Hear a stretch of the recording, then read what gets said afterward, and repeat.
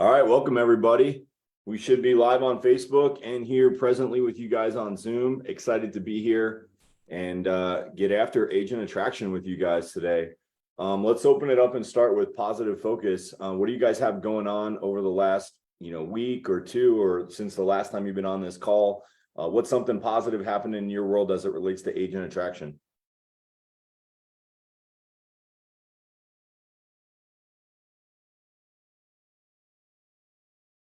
I've been having some really good conversations with some of you guys and some of you guys as people, and just some big team leaders and broker owners that are coming over.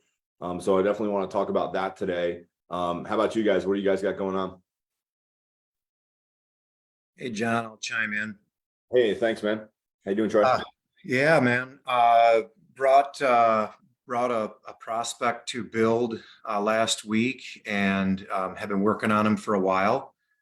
Good dude, friend from Remax, and he's like, "I'm in." So Nice. Let's yeah, get him going. Yeah, man. Introduced him to AJ and Lars at the event, and it's amazing what these events do. Even for me, I was just jacked up and ready to take on the world. But he was like, "Oh man, I can't believe I've waited this long. I'm in." So it's a big win for me. That's a huge win, man. That's a huge win for any of us. Yeah, man. So that was good. That's awesome. Who else? Who else has got something? I'll jump in. Awesome. Attended to build also amazing. Have made a ton of calls this week, kind of rejuvenated that side. Also, just got paid my highest rev share, which compared to a lot of people is not that exciting. But for me, 27.48, I think it was. I was trying to look it up before I jumped in. Let's Dude, see. I would not be apologetic about that. I mean, that's an amazing amount of money to just come in passively. Like, that money wasn't coming in if you didn't come to EXP. I mean, that's like a mortgage payment on probably 90% of our people's more than my mortgage. And I've already kind of, I mean, it's been very consistent. The January was low, but that was actually December. So for all of, I just unlocked level 2 pretty much in either December, January, and I've been averaging over $2,000 a month. So I will be paid to be at EXP in my third year at the company. Amazing. So yeah, that's a huge win. I mean, you could drop in at any, weekly investor meeting that they do in your local town, and 99% of the room isn't making 2,000 plus in passive. They might have 2 or 3 rental properties. They might be clearing $600-700 a month passively, and there's a piece to that where it's growing on the back end from a principal standpoint. But I mean, $2,500 plus per month passive. I think it's probably like just being where I am now and looking backwards, getting the $2,500 a month is harder than getting from $2,500 a month to $25,000 a month. That sounds good to me. Like, you've done the work, you know what you're doing now, you've demonstrated that. Now you just got to keep doing it. Yeah. Awesome, man. And the brain damage and I've rehabbed a rental before, like buying the rental, putting out the capital, rehabbing it, which is, I mean, that's almost a full-time job itself. And then even with a property manager dealing with tenants is still not mailbox money. Sure. And then, COVID, I had some people not pay rent for, I think, 3 months, use COVID as an excuse. That didn't, that didn't help me any. So this is way better. If I can interject, yeah, please. Jim, what you said, Jim's kind of my quasi-sponsor. What you said about you get paid to go to work at EXP, seriously, use that on our next 3-way or anybody. I think that's, I don't know if you meant to say it like that, but that was really strong. I get paid by EXP to work here. Yeah. Yeah, man. It's like everybody's counting the cost, but nobody's really understanding that, the cost of not doing this is so much greater than doing this in a very short term. A year or two goes by like that. I talk to agents I got a guy right now that wants to come to EXP that's in a Compass contract and he can't get out. And it's like, man, like, what did that really cost you? Did you really make, $100,000 or $200,000 when you went to Compass, or what did it cost you? And, a lot of these guys are like, we just had somebody come to the event and he's got a team of 10 or so. And he just joined or is in the process of joining with his team here this coming week. And, he was like, I'm independent. Like, it's going to cost me money to come to EXP until you realize what you're leaving behind. And for this guy, it was just like a simple, like, hey, man, like, yeah, it's going to be X amount of dollars, but what does that actually look like? Oh, that's this many agents that are going to cap. Can you do that with our help? Yes, you can. So every change has its own uncertainty and requires its own faith to move forward. But, you got to believe enough in yourself and enough in this opportunity at this point, and then help others do the same. So yeah, good job, Jim. Anybody else? One more? Let's get one more share. Not to monopolize the positive focus, but as I logged in, I see that Mr. Kurt, who just talked, just got his first frontline agent. So that just happened. Nice, dude. All right, I gotta hear about that. How'd you get that one, Kurt? And then I'm gonna go over to you, Ling. Hi. Oh, did you call me? I'm gonna come to you right next. I want to just Oh, hear, okay. Kurt, All how right. did you get your first recruit? Drinking beer. Nice. No, I'm serious. My Really? wife and I went to a restaurant. The lady that waited on us just got a real estate license, was with Remax, was signed me up for the beer club. And we got to talking, and she told me that she just closed her first deal at Remax. I'm like, oh, that's, congratulations, good for you, type of deal. And she's like, I'm like, I'm a realtor, and that's great. And we just started talking. She was kind of grumpy. She got paid a 50% split. I'm like, that's it? And she's like, yeah, what do you get paid? And I'm like, all right, well, why don't we set up a conversation? And we talked, and she was signed up before Jim and I even did or starting the process before Jim and I even did our three-way call. So Nice. yeah, so that was it. So beer's not bad, Jim. Nice, dude. Yeah, Jim said that Kurt's also been working the phones. And it's amazing how, like, when you're in agent attraction and you're doing agent attraction, other opportunities that aren't even a direct result of what you're doing, like from a prospecting standpoint, will magically appear. And that's part of the reticular activator. And like how once we get in the mindset that we're doing this, we see opportunity everywhere. I had a guy that recruited his accountant because he was like so focused on this that everybody became an opportunity. He's like, hey, a lot of realtors, like, you should do this. And he's like, yeah, I should do this. All right. Forgive me if I butcher your name. Is it Liang? Yeah, I actually go by Haley. I was trying to change the That's name way here. easier. Yeah, I talked to you once, John, when Three-way call in Boston, right? Yeah, yes. So hi everyone. I'm Haley Howe. This is my first time joining this meeting because I Nice. joined EXP in January. So I'm kind of new, but recently I went to the Build 23 conference in Texas. So after that, I realized how important and how powerful agent attraction is. I didn't really put in any effort doing that. I was just focusing on production. But after that conference, which was really inspiring and informative, I am inspired to be here with you guys. I was told this is a good step to get everything started. So coming to the Thursday meetings, and I met a lot of people, all the stars, met a lot of game changers at the conference. Hi, Matt. How are you? So I met Matt there, and Matt shared a lot of what he's doing. He's just awesome, and I think he's going to be the next big star. That's awesome. So let that be a lesson to all of you guys on this call. We fought hard to get Haley to come over and join us, and she came over in January. Wasn't that hard?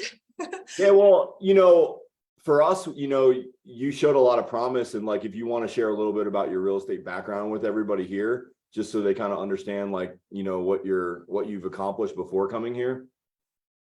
Oh, my background was in media. So that's why I do a lot of social media. I use a lot of videos to promote myself as a realtor.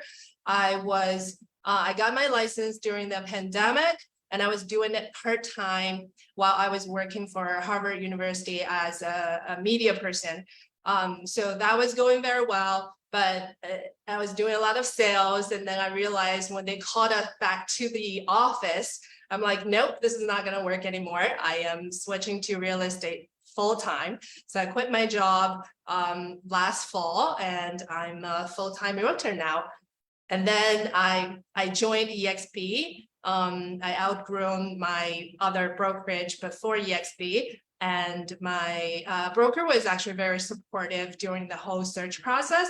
And she knows about EXP. And she said, I trust your decision to join EXP. And I think that's a good decision so far.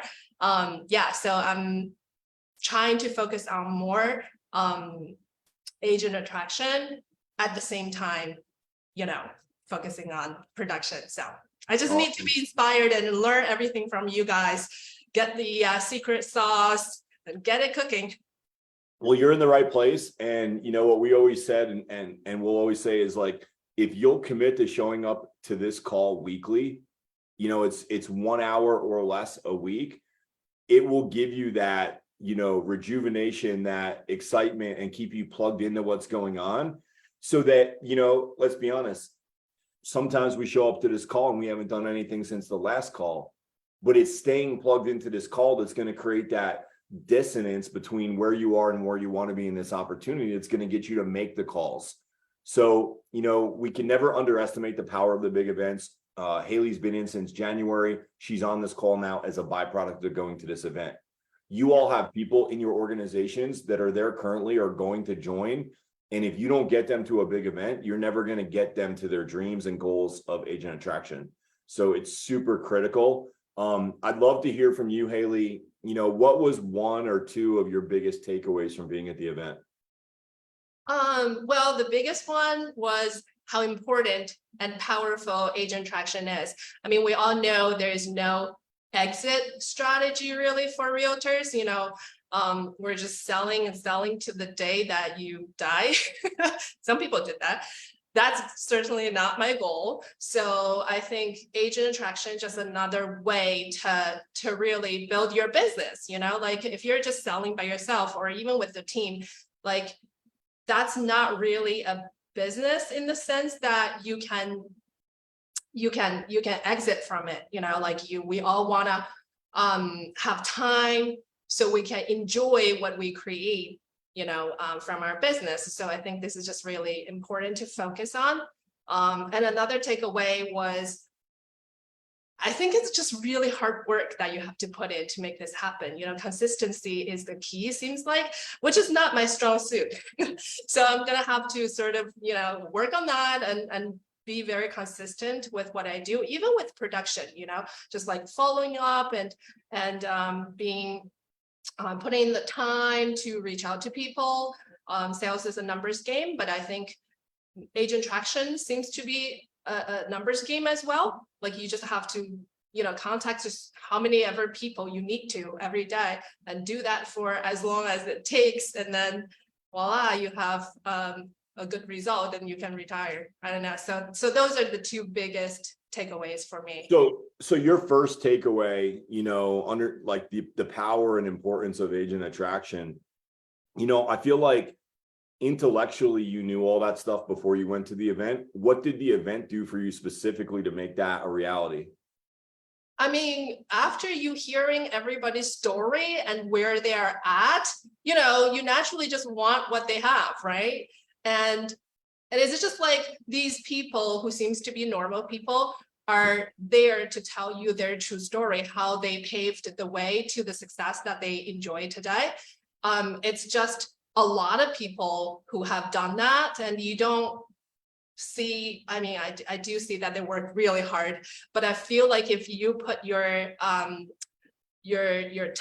and effort into it, feel like you can at least try to make it happen. Yeah. So just like hearing those stories and hearing how people are really committed to the hard work, like Matt, we talked for a long time and he's just doing really amazing work. And I'm just admiring people who are working really hard towards their goal.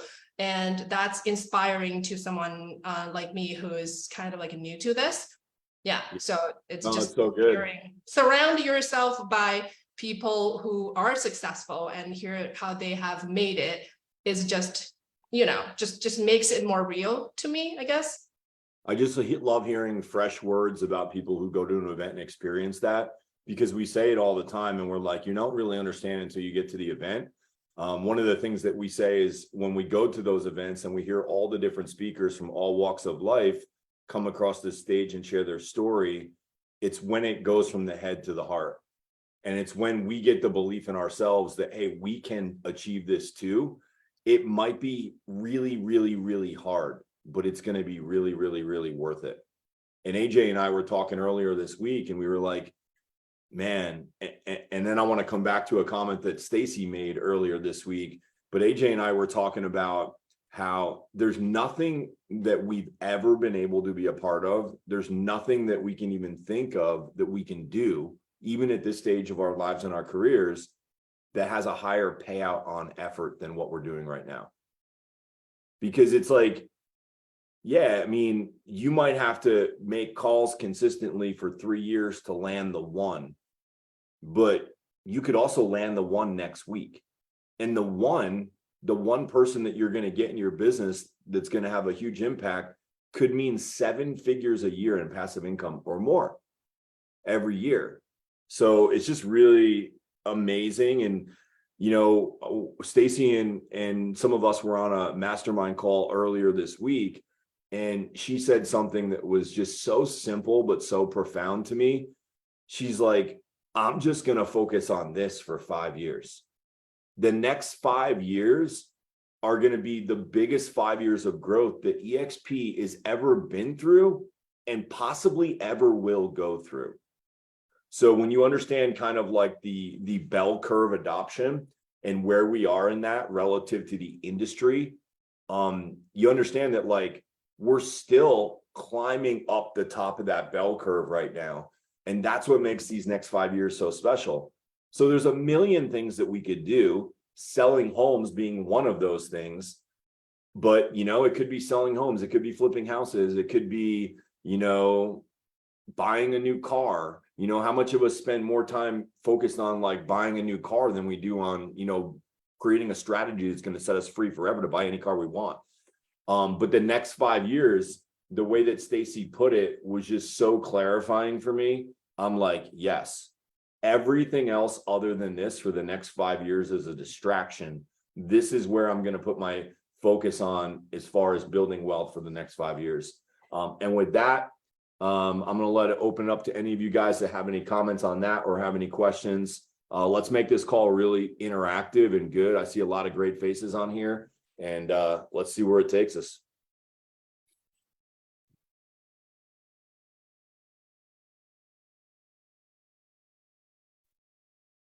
Yeah, John, that's really great, man. I think I agree with that. Like these next 5 years, like you said, they'll be the biggest 5 years in the history of this company, probably, right? Before and after, right? The growth that this company is set up for. And I think that's probably one of the things that I really took away. There's a lot of things I took away from the event, but hearing Glenn Sanford talk about, he talked about it on the State of the Union meeting, right? That they did, was that maybe a month ago? And then, but also kind of echoing, again, that, looking at, he expects this company is going to be at 500,000 agents within 5 years, give or take. Those are pretty much his exact words, give or take 5 years, 500,000 agents. So you look at like where we're at now with like, what are we at, 88 or 90,000 agents? I don't think we hit 90 yet, right?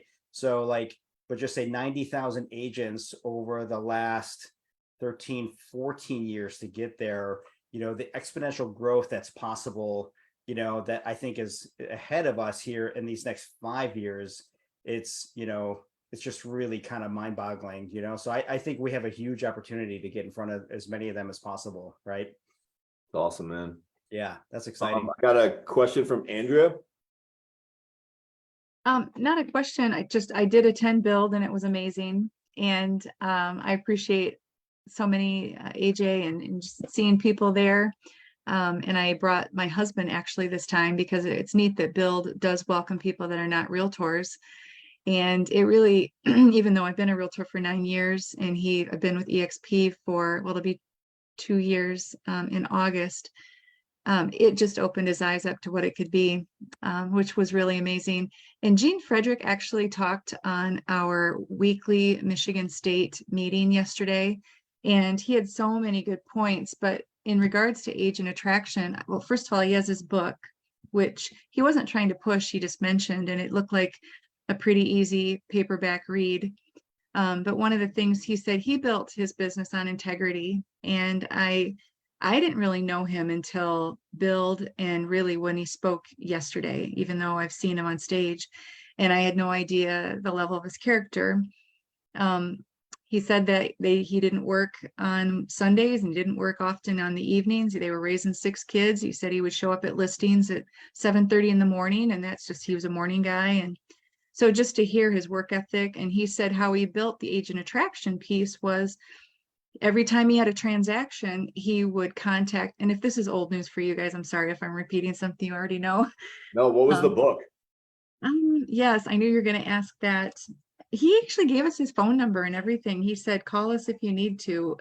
I will print that. I'll put it in the chat in just a moment, but I'll quickly finish up. So he said he built his business after every transaction. He would tell the agent on the other side, he would say, I have a gift for you. Can we get together for a coffee or whatever? And he would meet them after every transaction. He would give them a gift. It didn't matter what it was. And he said he would never talk agent attraction or EXP. It was all about the 80-20. It was just kept asking them questions, getting to know them, find out what they like about what they do in the industry and what they like about their broker. And it wasn't until their follow-up that, he said if they asked about EXP, he would mention, but he would keep it just very deeply rooted in the relationship. I have notes. So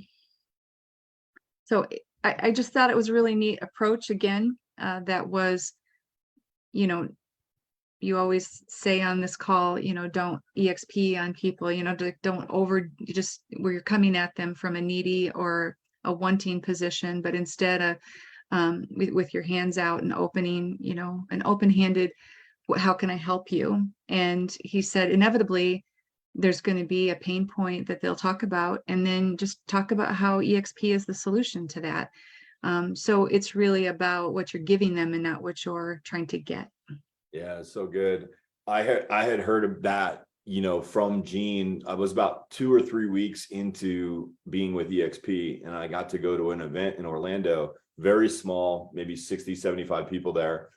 And Gene spoke and he shared that. And I never walk into a one-on-one meeting with somebody without having Gene in my mind, because we're so excited about the opportunity that we have to talk to this person and share what we have for them, that we rarely take an adequate enough time to really find out about them and what's important to them. And, I think that that's done some damage to EXP over the years, but it's also created some opportunity because people are constantly sharing what's important to them with their prospect, not knowing what really is important to their prospect. So yeah, I just have like this visual image of Gene sitting in a coffee shop and what that looks like in my mind. And I always take that with me into those interactions because even if they try to talk about EXP, if we can be like, yeah, EXP is great, changed my life, but like, beside all that, like, where are you at? Like, what's important to you right now? What are your goals? Like, simple questions like, is this year going to be better or worse for you than last year? Why is that? Why do you think that is? What do you think you can do? Most people realize it and they understand like, hey, this isn't going to be a great year for me compared to last year, but I'm not even really thinking about what to do about it. I'm just kind of like going through the motions. So if you can be a sounding board for them and help some of that come out, it'll really be helpful. Yeah, he talked about listening with intention and not waiting to talk. Yeah, it's so good. Gene's the master, man, the legend. Who else has got a comment or a question that we can dive into? Haley, you talked about the importance of consistency. And, I think that's probably, and I'll come to you next, Nathan, the consistent approach to anything that you're doing in life that you're trying to achieve is everything. And I think we all can agree with that. We're all like, yep, that makes sense. But what are we doing to safeguard that in our own life? Who are we setting up an accountability structure with? I love that, Andrea, you went to the event and brought your husband, because when you see this with your spouse, you can't avoid this later on when they're like, hey, how's your agent attraction business coming? Like, sometimes the spouse accountability is the strongest accountability. I know for me, if my spouse is getting on my case about something that I'm not doing that I said I was going to do, like, that's probably the strongest accountability that I could, impart on myself. So like, just know, like, hey, there's something that you're trying to achieve in agent attraction in your sales business, and there's a consistency accountability piece that's not there, that's preventing you from getting it. Nathan, you're on mute, buddy. I was going to kind of chime in on the consistency part. I got to 140 people fairly quickly, but I've been kind of at a standstill there because I think you get to the belief that, oh, I grow it here and then it's just going to automatically grow for me. And as you know, we've grown our real estate team pretty substantially. And I had while I'm on vacation with my family the past 2 weeks, I just had kind of an epiphany that I got to practice what I'm preaching to our team, because we're really pushing for all of our agents to have 50 conversations a week. It doesn't matter how many calls it takes, but are you talking to 10 constructive conversations, people a day about the real estate business? And then also sharing, just ask a lot more questions. I think it's very easy as you start to know more information. The first thing that you want to do is turn on the faucet of all the things that EXP is going to do for them, or all the things that we could perform to them as a real estate agent. And Gil Ramos actually mentioned it, which has really hit home. He said, you got to be interested before you become interesting. And I really like that quote, because I think so often we try to jump in to show people how interesting we are, or how interesting the model is, or how interesting it is about our production levels and different things. But people don't really give a shit about that until you become interested in them first. And then once you become interested in them on a deep level, then that relationship starts to start. And I look at everyone that I have brought on to EXP, it was the times that I actually slowed down a little bit and just try to help them with their business through experiences that I've built, than trying to share EXP. And I think we're our own worst enemies sometimes, because we finally get into the room, we're excited about it, and then we do exactly what we didn't want to do, and that's throw up EXP on them, because you're just excited to share the opportunity. So I have a meeting today with someone that's has a 7-person team, and I have a meeting tomorrow with a broker, and just really going to slow down a lot and ask a lot more about them, who they are, what their background is, what their interests are, what they're passionate about, what's working for them, what's not working for them. And maybe not even get too much into EXP. I like what you said, is that, hey, today's not a day to necessarily bring you on to EXP. This is not a recruitment day. This is a get to know you day. And I feel taking that approach is going to be very different. Yeah, I think you'll crush it with that approach, dude. And like, it's okay to slow down and really understand them, and then come back to them and say, hey, in our conversation or our meeting yesterday, you shared this with me about what you're trying to do or what you're having a challenge with. And I really feel like you'd benefit from a conversation with my business partner, so-and-so, who's overcome that challenge or been able to, really do that thing you're trying to do at a high level. Would you be open to a conversation with them? And it's as simple as that, guys. Thanks for sharing, man. Parsons, coming to you next. Can you guys hear me all right? Yes. Awesome.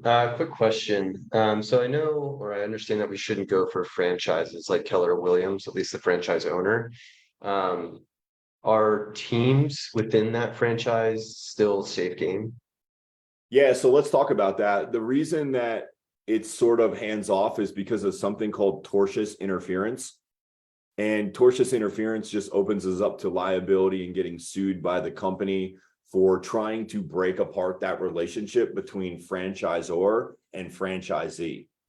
So if they're contractually under agreement with the franchise, you want to avoid any conversation that would be you trying to get them to leave and come to EXP. Now, that being said, if they're interested in learning about the model, you're able to share the model from them from the standpoint of this is who we are, what we do, and how it works. But under no way, shape, or form am I trying to get you to leave your obligation to come to EXP, but I'm happy to explain it to you so you know what it is. And then if they on their own decide to take action and move towards you and get out from under the, contractual obligation they have, then they're fair game to talk to. But if I'm in a conversation like that and I find out that they are the franchise owner or they have some form of ownership in that franchise with a contractual agreement, I'll just say, listen, due to tortious interference, I actually can't talk to you about coming to EXP. But if you'd like me to share the model and how it works, just so that you're more informed, as somebody else in this industry, I'd be happy to break down the model from A to Z, but just so long as we both have an understanding that I'm not trying to recruit you. And So it sounds like it's more of getting them to ask the questions than bringing the content to them. Yeah, and I probably wouldn't have any back and forth correspondence with them either. It's just too much hot water, and like EXP is gaining too much ground right now, so there's somewhat of a target. Now, if they're a team at said franchise and they don't have any, franchise agreement, all bets are off. I mean, you can have as much conversation about them coming to EXP as you want. So, kind of the same as you would just one of their agents, as long as there's no contractual agreement. Yeah, and you can ask them, you could say, hey, do you have any ownership in your market center? If they're Keller Williams, and if they say no, say, great, would you like to do a side-by-side comparison of what it would look like to bring your business to EXP? Easy enough. AJ's got a lot more experience with that than I do. Is there anything that I'm leaving out or that you'd like to add, buddy? You nailed it, man. That was perfect. Awesome. Thanks.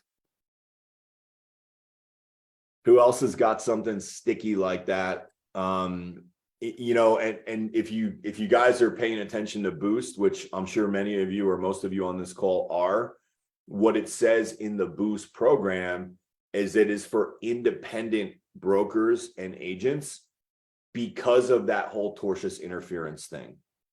But if somebody's willing to, leave, or they're about to exit their contractual obligation with another company and they want to bring that whole entity over to EXP, they're more than happy to explore that. And there are some ways around that with the EXP leadership team. So they'll request that they get an email from said person stating that, they don't plan to renew their contract and they're exploring other options. And they'll get that in writing from them, and then they'll have an open conversation with them. I mean, I've put people that own Keller Williams on the phone with Glenn Sanford, and he didn't shy away from the conversation at all.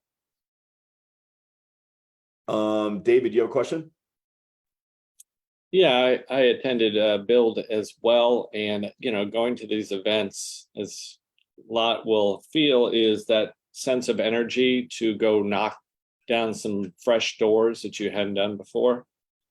Case in point is that I set today a meeting with an independent brokerage, number 300 to 400 agents, and would love to hear strategically, those who have had success in those type of initial meetings. It sounds more along the lines of more of a get to know you type event rather than necessarily trying to convert them early in the conversation, but would love to hear some feedback on that.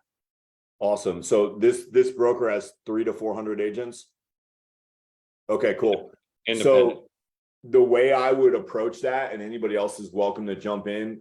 First and foremost, let me state that I don't have experience with bringing anybody over with 300 plus agents. I have experience in bringing people over that have 100 plus agents. And my gut tells me it's not any different with them. What I would do is I would try to you know, when somebody's had that level of success in our industry, they're one of a very small percentage group within the real estate industry. And I would want to acknowledge that and stroke their ego out of the gate. Like, hey man, tell me how you went about, like, what's your story? How did you grow a brokerage to 300 to 400 people? Was that always your mindset? Was that your goal? Like, talk to me about that. So getting them to talk freely and comfortably about their achievements would be the first step. Then I would go to step 2, which is, and this may happen in one setting, it may happen in multiple settings, but I see it as a 3-step process. Step 1, tell me about your achievements and how you accomplished it. Let me learn a little bit more about your mindset and your goals and like what you were able to do. Step 2, talk to me about your present day reality. What's different about running your brokerage today versus maybe, 5 years ago, 3 years ago, or even 1 year ago? Like, what are the biggest challenges that you have, and what are your goals moving forward? Obviously, you got to where you were with big visions and big goals for yourself. What's the goal today? Is the goal still a big vision and is it somewhere out there? Or is the goal changed from being something big to, hey, how do I maintain what I have? Like, I'd want to know where they're at with regards to that. Because what I find with a lot of brokers right now is that they got to where they were because they had big goals and dreams. And now they're just exasperated and exhausted. And all they want to do is hang on. They want to hang on to what they got and they don't want to grow anymore. And I think that when we get to a place, and I've been there personally, where we don't want to grow anymore, it's because we don't have passion anymore. We've got too beat up. We can't see the forest through the trees anymore. We don't feel the passion anymore. And not feeling the passion from somebody who's achieved so much like this guy is a terrible place to be. It's an empty, unfulfilling place. So that allows us an opportunity to learn more about where they are currently and move into step 3, which is, what if we were able to rework this and run this through EXP? It may or may not be for you. Great statement when a guy like that, but let's look at it. Let's do some due diligence on it. And let's just see what it would look like, because what you've built is amazing, but let's look at how amazing it would or wouldn't be in the EXP model. Because all you want to do is get them to take that step with you. And once they see what 300 to 400 agents looks like in EXP, what they're likely going to find is that they're ready to dream again, and they're ready to set goals again that are going to give them their passion back, just like it gave me back when I came into EXP. Anybody else want to comment specifically on David's situation? I'll just add, the purpose of that meeting, and first of all, John, that was masterful.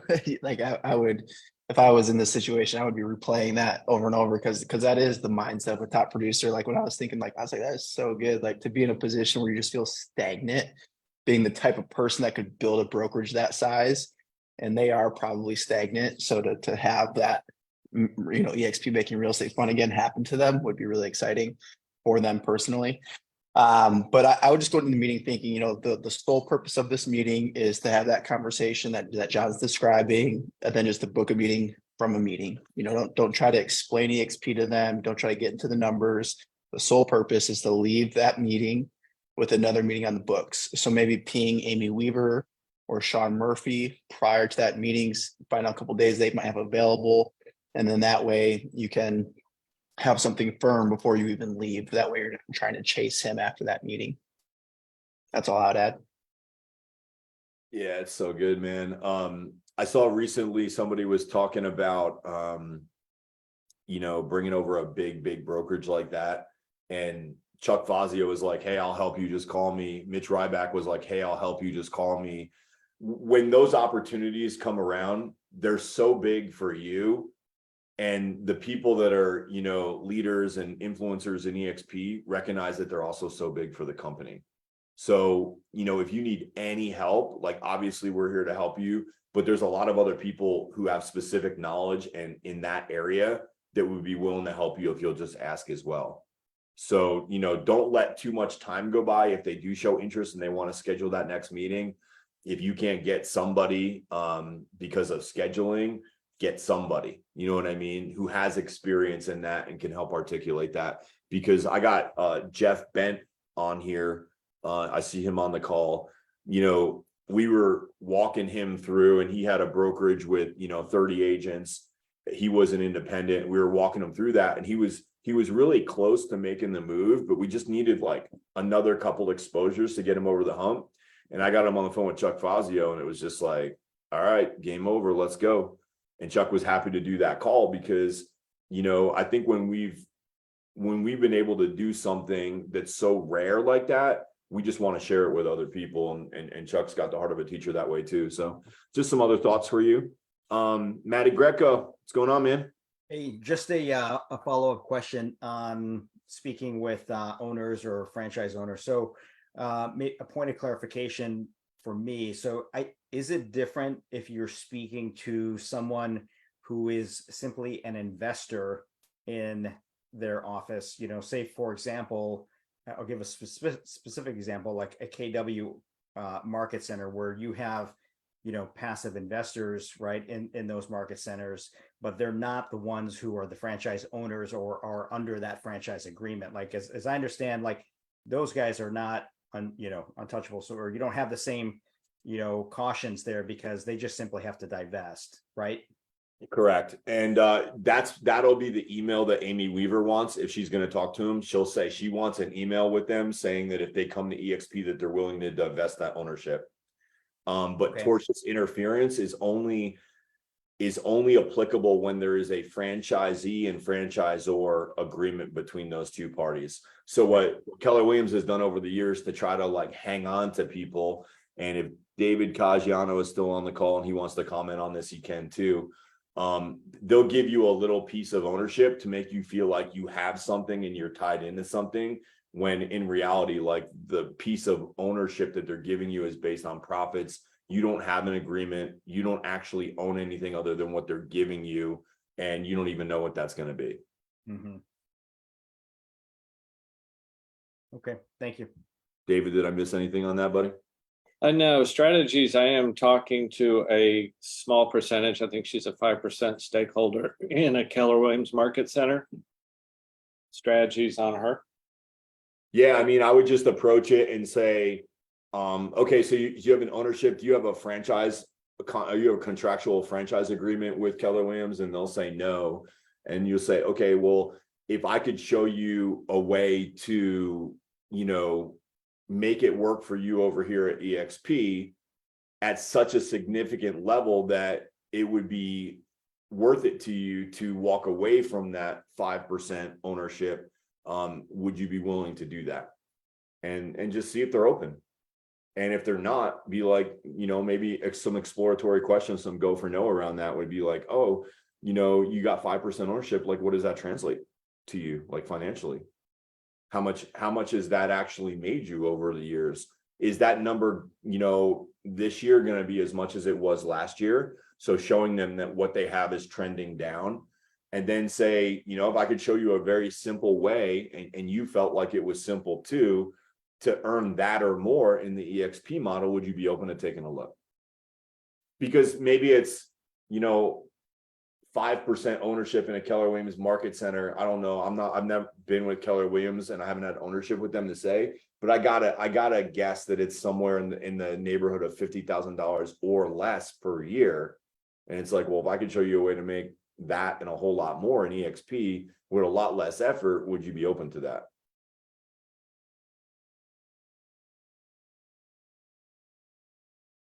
Just checking the chat real quick.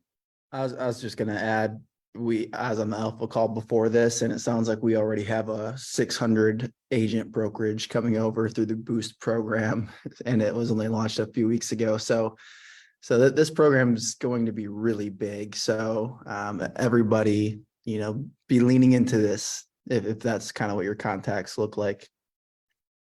Yeah, I think the Boost program is so huge right now because there's a lot of people that understand EXP because they're operating at that level, and they just haven't been able to connect the dots financially to make that move.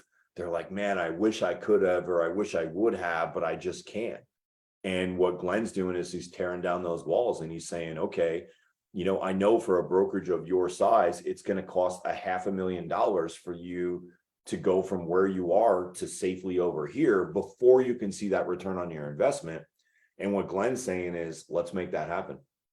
Let's remove that obstacle for you, which is mind-blowingly amazing, because now it opens the doors for all of you guys, you know, to maybe step in and have a new conversation with somebody who said no. So I have a guy personally that I'm talking to. He hasn't been a hard no, he's just been a no. He's just been like, no, I'm not, I can't do EXP. It doesn't make sense for me. But now I have a new, fresh conversation to have with this person because it might make sense for you now.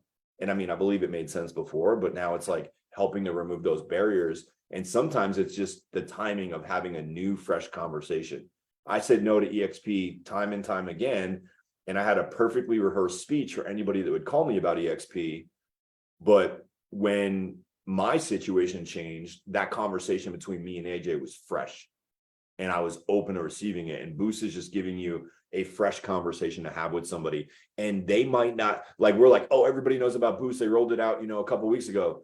Nobody knows about Boost. And the prospects that want this and need this, you could be the one to bring it to them. So, you know, don't shy away from those calls.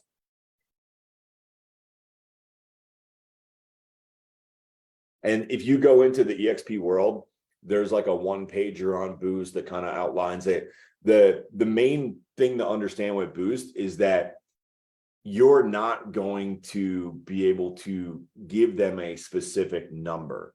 So it's like, hey, you got 75 agents. If you come to EXP, they're going to give you X. You cannot do that. What you can do is, just like we were talking to David, you can find out all about them and their brokerage, and if they're open to it, and you can set that next call, which I actually believe is a benefit to you guys, because if you could start going around giving numbers and quoting people, I think it would alienate you and those prospects. They're kind of forcing you into the right way to do EXP by making you have to set up a call with Amy or Sean. I don't know. Somebody asked me the other day if Russ Lagan can do these calls. Does anybody know? Right now, I just know it's Amy and Michael and Sean. Thank you, Stacy, for putting that there. Someone posted the video to Russ Lagan on our call on Tuesday, and it was very good. It certainly sounds like he's taking those calls. Okay, great. Good to know. Good to know. Somebody asked me that the other day and I didn't know the answer. John, what's the minimum requirement of Boost? Isn't it, you have to have a minimum of what, 10 plus agents and then 100 million in production? Or is it? No, I'm so glad you asked that question. The minimum requirements for Boost as outlined is 50 plus agents and $100 million in volume. That's straight from the company. Those are the thresholds. However, I will say this. If you have somebody maybe that's got 40 agents and 250 million in volume, I would not shy away from bringing that person to Amy, Russ, Sean right now. I think that they're very growth focused. And I think that, I mean, right now I heard that there was 60 people in the hopper for this program to get more information and figure out their number. At some point, there may be 250 people in the hopper, and they may say, hey, don't even bring us anybody. But right now, leadership has said to me, bring them to us. Let us have a conversation. Let us see what we can do. So they're super growth focused, and I would not shy away. But those are the technical one pager requirements: are 50 agents and $100 million in production over the last 12 months. And they have to be able to demonstrate that. You know, it can't be like, hey, they're going to go get 50 agents in their MLS today that are all going to sign a piece of paper to say they want to maybe do this. They have to demonstrate that they have 50 people on their roster and their production levels.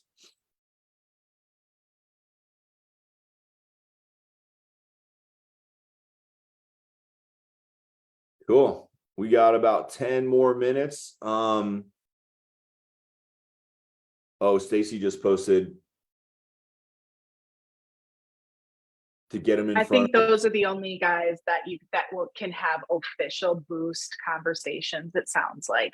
But Russ is great, like we were talking yesterday with talking to brokerages, but as far as like, you know, what can be offered, and it sounds like it's just these guys. Okay, perfect. So just know, guys, like, this is exciting. There's many organizations within EXP having conversations like the one we're having right now. I suspect that this is going to go from 60 people in the hopper to hundreds of people in the hopper very quickly. So just have a little bit of persistence. Reach out if you need help.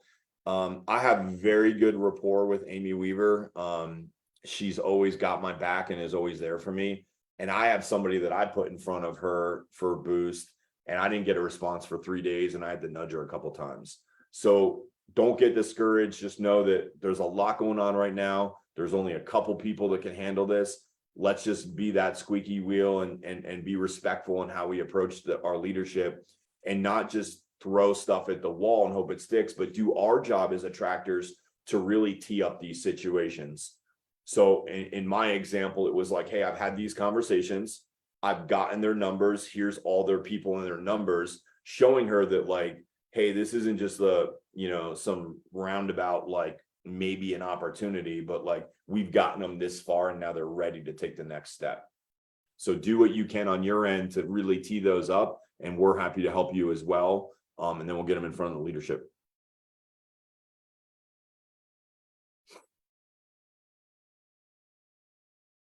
Awesome. Any other questions coming out of the event relative to the Boost program, relative to conversations around FLQA reduction, anything like that? We're going to try to, we have these interviews that we're going in, and we're going to try to, like, in between interviews, when we're not interviewing a guest, we want to really just have some open, like high level as well as tactical level Q&A, and really serve you guys in your track to bring to you like whatever's current, whatever you're dealing with out there. So right now we're talking about the event, coming off the event, being at the event. I challenge every one of you on this call to get registered for the event. And when you register for the event, post that registration on the Game Changers page. Help all of your other game changers see that you're taking action so that they'll take action too. I mean, I'll just be honest with you guys. Like there were people that I saw at the event that were like, I'm not going to go. Like maybe I'll miss it. And they went to the event and they're already signed up for the next event. And these are people that probably don't even need to go to the events anymore. And yet, just like somebody said earlier, it's as much for you as it is for your prospects and for your future people. Like it rejuvenates you. It gets you back on, excuse me, gets you back on track to really stay after your goals. Do I recommend EXPCon in Vegas to bring an agent for agent attraction? Absolutely, Rosemary. I think every single event that you go to, you should have a minimum goal of one VIP guest to be by your side the whole time with your arm around them. You're going anyway. Like, don't make this harder than it has to be. You just brought somebody to build. That person's in. And not only are they in, but they're excited and they have a foundational understanding of what they need to do to be successful. That's gold.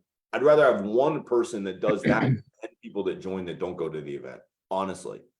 And a lot of people don't know this, but if you bring a non-EXP agent with you, they're free. So you can bring a guest that's a recruit for free. So that's a no-brainer. And then also, even though EXPCon is not attraction focused, they get to see just kind of the culture of the company.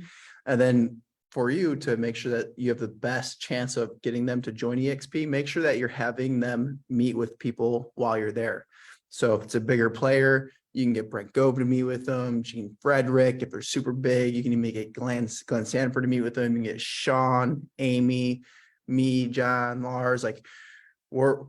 That's what happens at these conferences. You see the top people, like they're not even in the room half the time because they're meeting with recruits. So make sure that, like John said, everyone gets at least one guest there with them. That could drastically change your financial future. Absolutely. Yeah, that's a great point, AJ. I didn't even know that they were free to bring guests to EXPCon. So I think that this is the first year they're doing that. Yeah, when you go to register, there's a little checkbox that says register a guest. So you just put it there. If you figure out who that guest is after, just reach out to, events at EXP Realty. So that's awesome. So yeah. And I think moving forward, like we're not going to have events like Build. We're just growing so much and we're getting so big that putting on events like that at the attraction level is just becoming unsustainable. So we're going to be pivoting to smaller regional events, which are great because we'll be able to get people in front of the information easier and create that event atmosphere. But we're also going to be leveraging, you know, the shareholders and build event, because as we become bigger and bigger as a company, these events, like the 7-figure plus that they're putting into all of these events, is getting to the point where it's such a massive exposure for people that there's nobody you're going to bring that has any, you know, at any level of their career where they're not going to be able to be impressed. Just know who your prospects are, know what they need, and then know the personalities at EXP so that when you see somebody in the hallway that you know they're going to connect with, you can make that introduction. That's your job as an attractor. It's like we go to these events not to be entertained, but to go to work and be effective. And if you'll approach these events as like, hey, this is my all-star game, I'm here to show up in a big way, how am I going to create an experience for the people that are with me? Then you're going to really win and you're going to maximize the power of these events. Can I jump in? I was on a call with Brent the other day, and they said they're going to have 11 build. That's the goal, is 11 build locations between US and Canada next year. And they need, I think he said, estimated 210 speakers. And so he made a challenge. He said, get to 20 plus FLAs, 80 plus total, and get on stage for awesome. next year. And I can't imagine a better, besides inviting them there. And it makes it a whole lot easier to say, hey, just come. I want you to be there. I'm going to be on stage. So I've got a goal to get to 20 and 80 by April and get up on the stage. So That's awesome. I said it publicly. Crap. Good job, man. And I know Charlotte's happening too. Charlotte's one of those locations. So that's your neck of That's the what woods. I got my eye on. It's 3 hours up the road. Awesome, man. Good job. Yep. Well, I appreciate all you guys, and just excited for these next 5 years of growth.